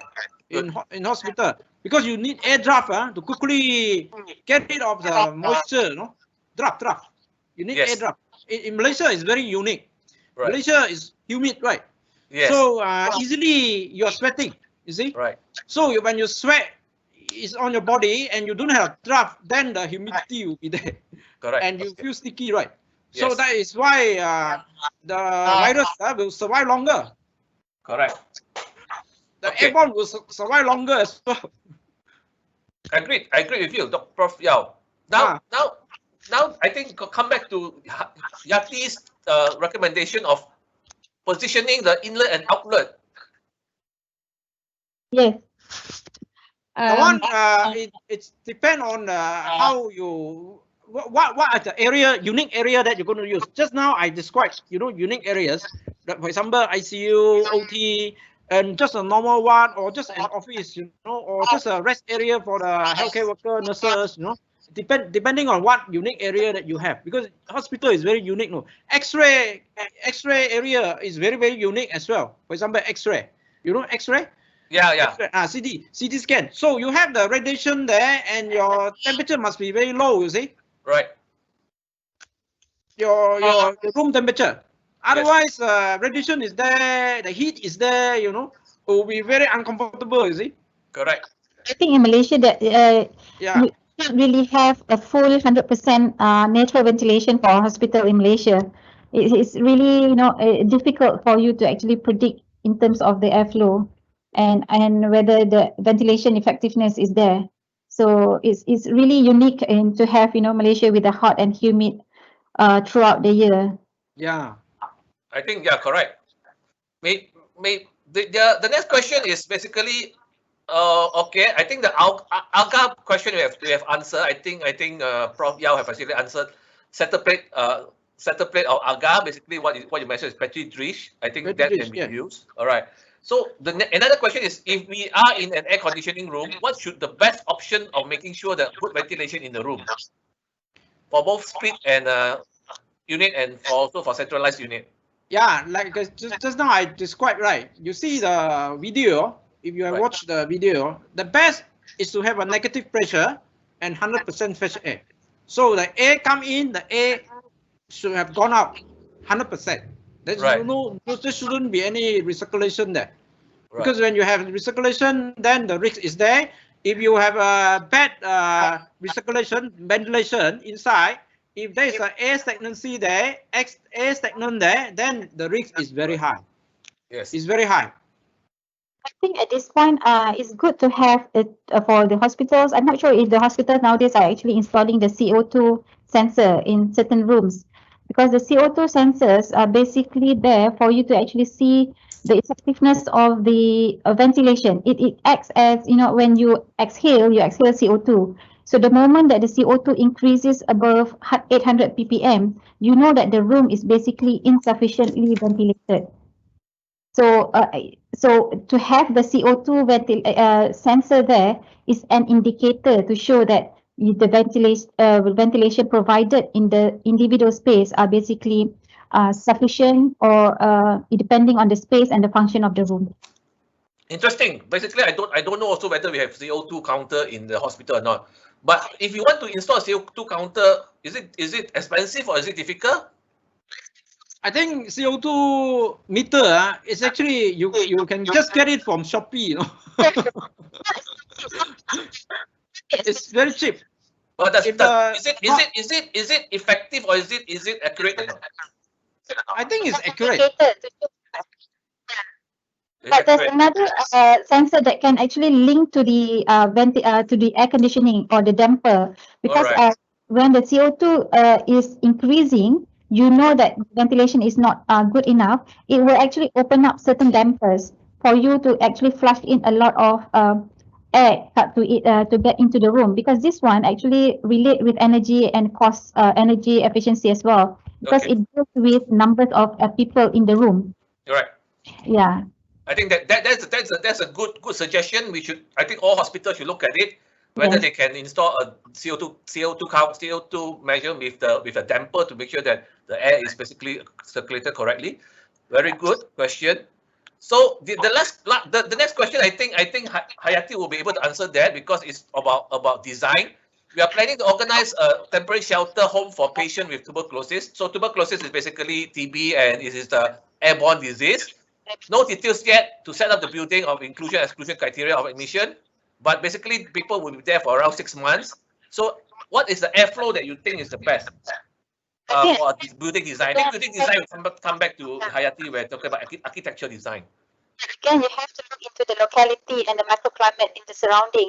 You have to position the opening towards a certain level. Like, so for now, if you go to like designing hospitals or any sorts of buildings, northwest are the most bigger space that you have openings, because we don't have direct sunlight. You're using just daylighting, so the heat that comes in is not as high as when you have openings from the west and east.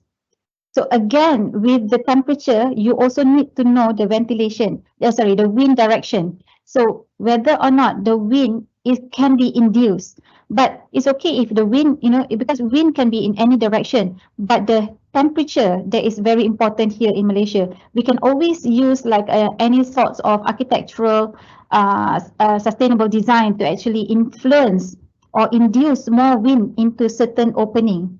So again, when you want to look into planning on planning on the building up of this temporary shelter, you need to see the locality, the microclimate, and whether it's able to induce a lot of ventilation rate into the building, into the space, and how we have certain aspects of stack ventilation to extract the heat upwards, or to have any additional extractor fan to flush out the contaminated airborne diseases inside towards outside. And also be careful when you flush out the contaminated air from the inside space, you need to know where you actually flush out the contaminated air, because you don't want to flush out contaminated air to a clean area where other people are actually breathing. So again, all aspects will have to look into. Can we use heat to our advantage?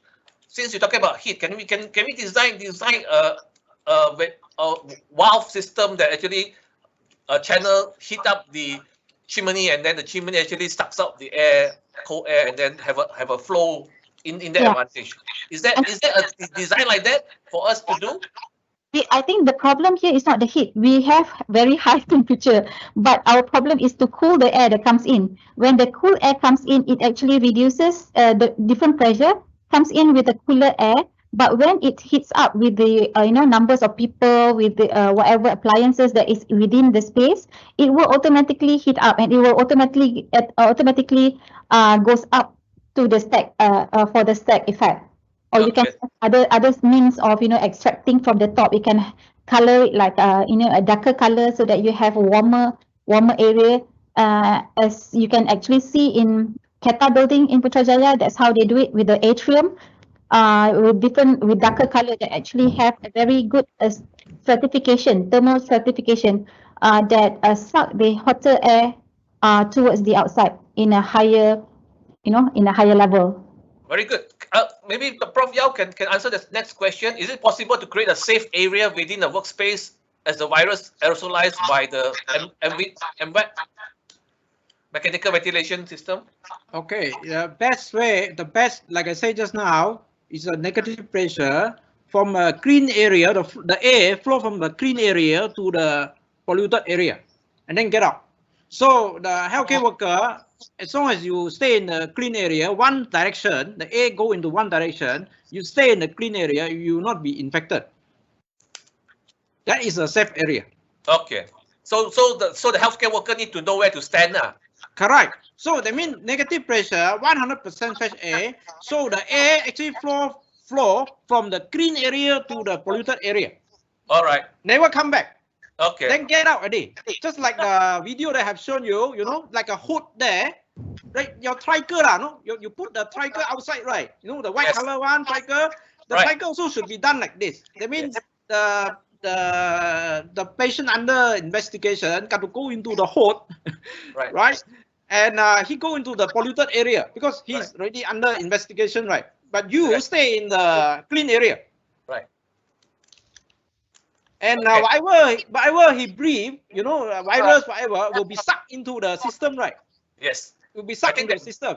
Yeah. And go into then go through the HEPA filter as well. So there's no risk to anyone, No risk to anyone. Yeah, I think that's a good suggestion. We might look into it. Yeah. Especially for our mobile or temporary shelter. All right. Can we have basically, can an effective ventilation alone be absolute PPE in workspace? I think that is but it is not really. You must make sure that the system works properly. One of the questions that I think this one is targeted to Riedel. Riedel, I think your scenario A, B, C, and your 1, 2, 3. Remember your scenario?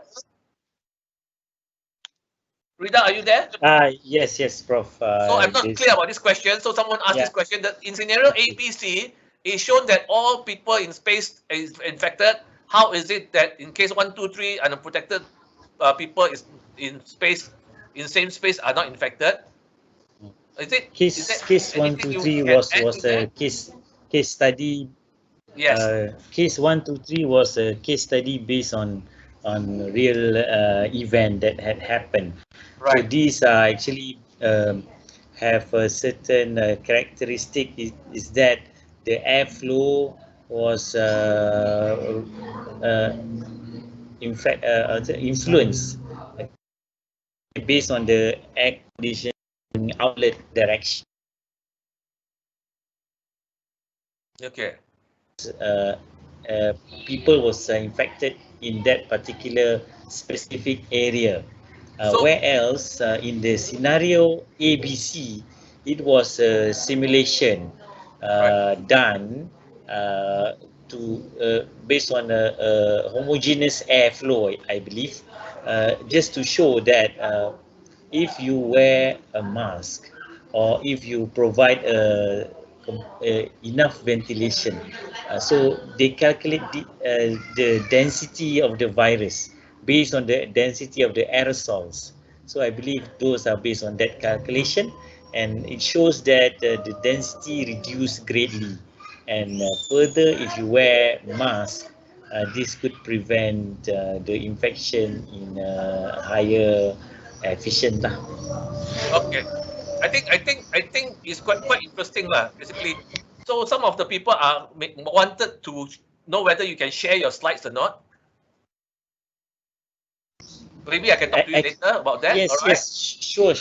Actually, those I got from a reference paper and from healthcare home pages. Sure, no problem to share. Okay, I would share them on our later with the participant. Very good. Thank you very much, Dr. Riedel.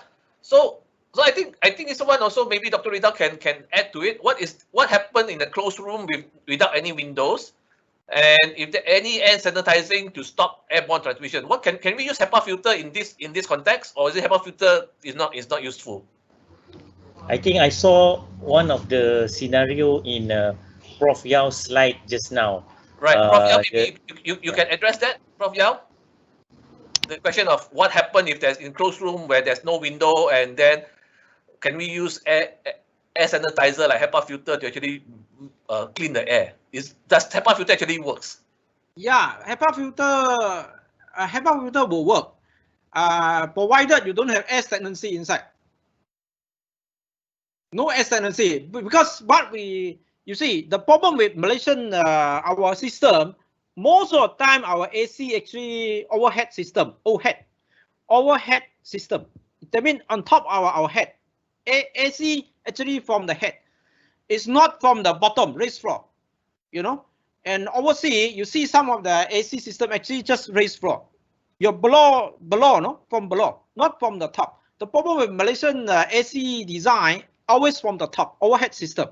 So that's why I always say if your overhead system is from the head, if it is coming down and it is going down after four phases, and it's still there and with air stagnancy, then even HEPA will not work well, you know, because air stagnancy is there. That means it's turning there and it's not going out.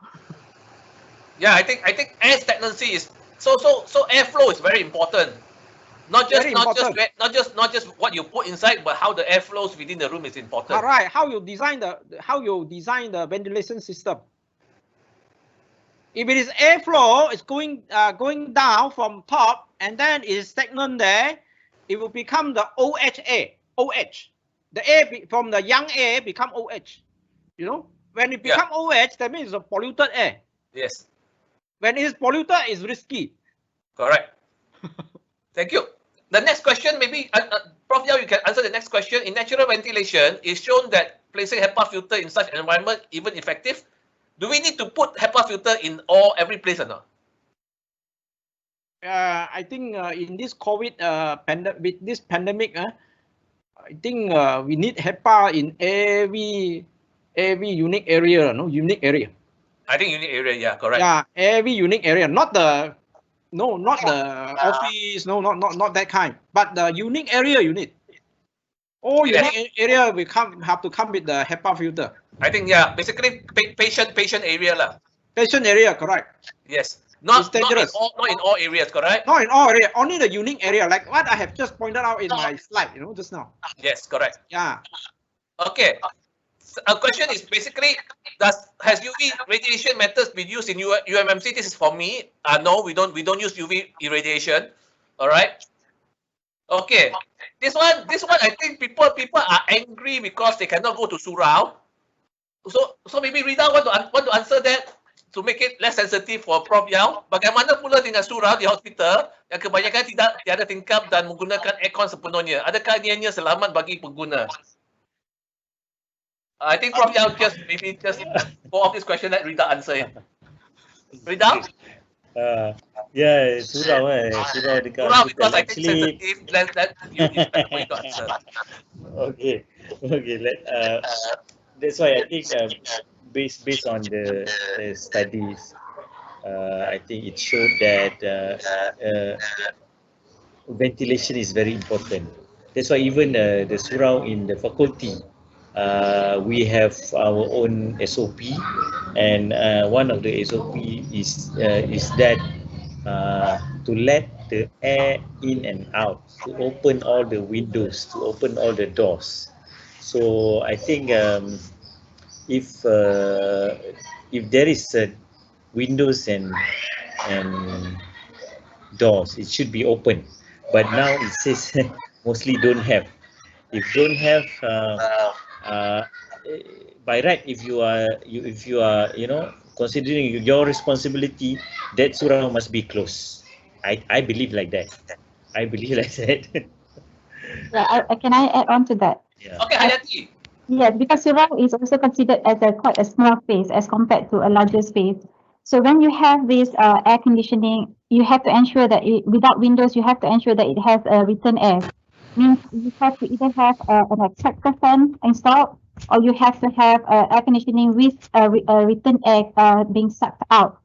Or else, you can actually see in most surau, the moment you come in, you can sense the smell of, the smell of being too humid. So the moment you smell something, that's the indicator showing that the ventilation is not good. So you need to have your nose ready, and with the odor or the smell that will sense, give you a trigger that this space is actually, if there's anybody in there that is actually bringing in the contaminants, then there's most high likely that the rest of the people that comes into the room will be infected as well. Yes, I agree with you, Hayati. But most of the surau in shopping center are placed in very awkward areas. Is it correct? Yes. So why do they do that? That is again being designed and not looking into that in initial design phase. Sometimes it just whatever that you have extra rooms, then you have it as put it as a surau. But right, if you actually design something looking at that as one of the main factors, your surau will be located directly to the facing the Qiblat, so that you get more people coming in at the right direction, and not opening the door and you get to see people praying facing you. So you will know whether or not that the design is being designed beforehand, or is just putting in anywhere that is unused space for surau. Okay, I agree with you. I think we need to take more effort into this in the future. I think it's important. All right. So I think this question has been answered by Prof Yao already. Is there any role of HEPA filter in patient waiting room in outpatient clinic? Yes, I think that there is. Is it correct, Prof Yao? I think yes. If you design according to MOH guideline and UBBL, that should be there. Okay. You know, the other Uniform question is, Building Bylaw and also our MOH guideline. yes, MOH also come with a guideline, KKM. right. So it should be there. Yes. So By right, the it should be there. the next question is negative pressure room is adequate for way of protecting COVID? I think if you have a negative pressure room, like I said just now, 100% fresh air with a correct SEH, HH per hour, let's say increase it to 40%, it is safe. Yes, but just a warning, to people who are listening in. A negative pressure room does not protect the occupant inside the room. It protects the occupant outside the room. All right. So if you are working in a negative pressure room, you must wear full PPE. It doesn't protect you against COVID-19. That is important for you to understand that. Unless your air circulation inside the negative pressure room is designed properly, like what the Prof Yao said just now. If not, then it doesn't protect you, because I have seen a lot of negative pressure room. The air circulation is not designed properly. There is short circuit air. There is turbulence air. It's not laminar flow. So unless you have laminar flow negative pressure room, then you're safe. If not, then you're not safe. All right. So that is need more answer to that. I think we can go into that in the next session. All right. Last question before we go. Is hospital now we open all windows? Is it okay? I think it's okay lah. If windows can be open, but I think Yati, can you please explain why we don't open window in hospital? Yati, the day you discussed with me that day. Okay, basically there's quite a lot of reasons why we don't normally open windows in hospitals or any other places, because we are unsure ourselves that the outdoor is basically having fresh air, or the outdoor air is also being polluted. That is one. The other one is because of the temperature. We don't want to increase a lot of heat coming into the space. Unless we have a cooling system that can actually cool the air that comes in, so that you have the thermal stratification. But I think to have all open windows, you have to see the location again. Because sometimes when you have windows open and you have like the next block just about 3 meters away, you don't get ample, you don't get enough air speed to come into. You will just get very stagnant, or you can just feel a little bit of breeze because it's being blocked by other blocks externally. Okay, Hayati, can you give me a ballpark figure? How far a building should be to have adequate air? It depends on the height. Normally, rule of thumb, it says that it has to be a block to another block. It has to be 5 times the height of the buildings. So one building, if it's like 20 meters height, you should have another is 100 meters away. Wow! We don't have that, Definitely in the urban setting, it will not work. It's just that is very really interesting. 5 times rule. Wow. Yeah, that's a rule of thumb to get ample air coming in. That is mostly in residential spaces, not in high-rise buildings. Because I don't think unless you're staying in a bungalow. Hayati, are you staying in a bungalow? I think that one is basically applicable to residential urban settings. Residential houses that you have that kind of distance, but in urban settings with a lot of high blocks or tall buildings, you can't afford to have that. So you need to have some mechanism to actually have it, like to induce the air that comes in by having a block of trees, a block of shrubs, to actually divert the airflow into the building. You can have different shadings to divert. It means like if the air is supposed to go straight, you can have some mechanism of building elements to block the air, and it will divert the direction. Instead of going straight, it goes into the building. Okay. Yeah, it's difficult to explain verbally. It's better to show in terms of. I get what you say, Yati. I think basically it's more like feng shui kind of formula. You must know where the wind is blowing and must know where the thing is going. All right, thank you very much, everybody. Do you have maybe I give a last word from Prof Yao? Last word. So after that we can get off. Last word, Prof Yao. Okay. I think if we follow the guideline, even MOH got it, and in terms of ventilation, we should be safe, you know, if we follow the guideline properly. We should be safe in hospital setup. Right. Because we know exactly how the air flow, and we know the design that we have done. You see, it should be safe, not a problem in fact. Okay. Yeah. Riedel, any question? Any last word?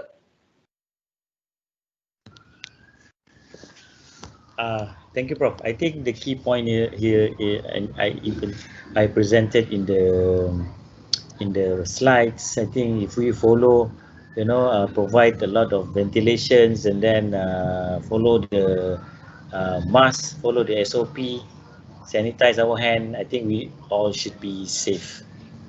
Agreed. I think SOP is important. We must not forget SOP. Right. And last word, Hayati. I think there's a lot of room of improvement to actually improve the design and the settings of our hospitals in Malaysia. Maybe you know, to make it life easier, is for especially for researchers. I think we have plenty to look into, and I think the only drawback that is we are having problem is perhaps to get, you know, the approval or to get into hospitals to do more research in terms of design, in terms of ventilation, and the effectiveness of the building performance. Okay. So there's a lot for a future or a better research later on. Thank you. So can I have Mazuki to close the session? Yes. Mazuki, I hand it back to you. Okay, thank you very much, Victor. Thanks, Dr. Muhammad Riedel, Prof. Nohayati, Prof. Yao, and Prof. Victor Ho for a lively discussion. Thank you, everyone, for staying with us until the end of the session. We hope that you have benefited from the presentation and the Q&A session with our expert. For your information, the recorded session will be emailed to all the registered participants. Okay, thank you, everyone. Have a good day. Thank you. Thank you, everybody. Bye. Thank you, everybody. Bye. Thank you all. Thank you. Bye.